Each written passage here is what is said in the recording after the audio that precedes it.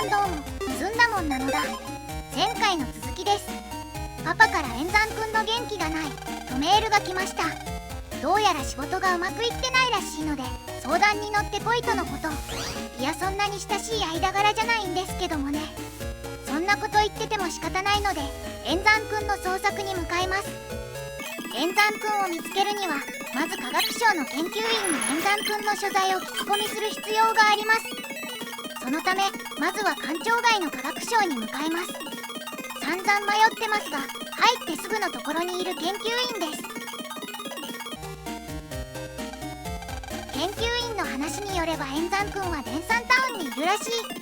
著名人の息子とはいえオフィシャルがついてる任務を簡単にバラしすぎでは。電山タウンで女の子にナンパする円山くんを発見。見損なったぞブルース。ガセネタつかまされまくってる円山くんかわいい。色違いのためにデータ消してそう。相談に乗りに来ましたがさすがにツンデレなので話になりませんでした。このお使いいる？というわけでツンデレくんは放っておいて W3 サーバーの捜索をしましょう。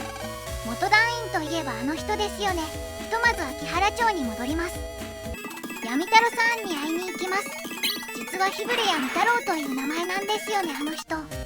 というわけでやってきました日暮屋です。日暮さんに相談するとあっさりアクセス方法を教えてもらえます。インターネットエリア16じゃない側の奥地に向かいます。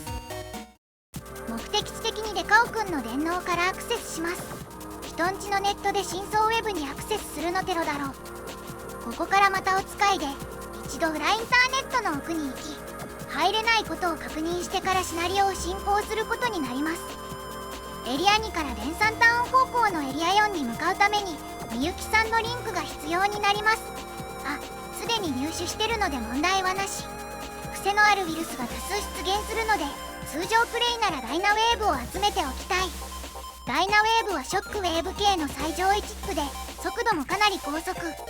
後半の厄介なウイルスであるメガリア系に対して多段ヒットを狙えたりラスボスが使うバリアを割れるなど刺さる場面が多いチップで入手もメットール3をバスティングレベル6以上と簡単に入手可能。フォードも万能な CS がドロップ入手可能と開発に愛されたチップなのだ。いやでも実際エリア16マラソン3周してナイトソードとアースクエイクの C を10枚残りダイナウェーブで埋めたら簡単に強デッキなのだ。走行しているうちに裏インターネット到達。この辺りからフォルテ一発で片付かないウイルスが出てくるので面倒。もう話すことなくなっちゃいましたがもうちょっとの辛抱です。ここまで来てからもう一周させられるのマジで何？ついでに HP メモリも購入しておきます。別にいらないけどね。バスターアップはチャージに入れます。連射速度はバスターキャンセルでいいので。そんなこんなでエリア5の奥までやってきました。まあ当然のように先には進めません。後半にお使い芸はきついっす。W3 の中でもランクが高いやつしかアクセスできないとのこと。ここ調べたら OK です。一旦戻りましょう。後から調べて分かったことですが実はここ調べなくてもエリア5に来た時点で日暮さんからメール届くので奥まで来る必要なかったです。へへ。さて気を取り直して日暮さんの先輩は科学省にいるらしいので会いに行きます。元団員であるかを聞くと当然否定されます。当たり前なんだよな。日暮さんのことを話して無事リンクゲット。次行きましょう。この人の話によれば電山式には若い女性とおじいさんの元団員がいるらしい。ここ電山タウンではないので注意。秋原町も電山式の一部です。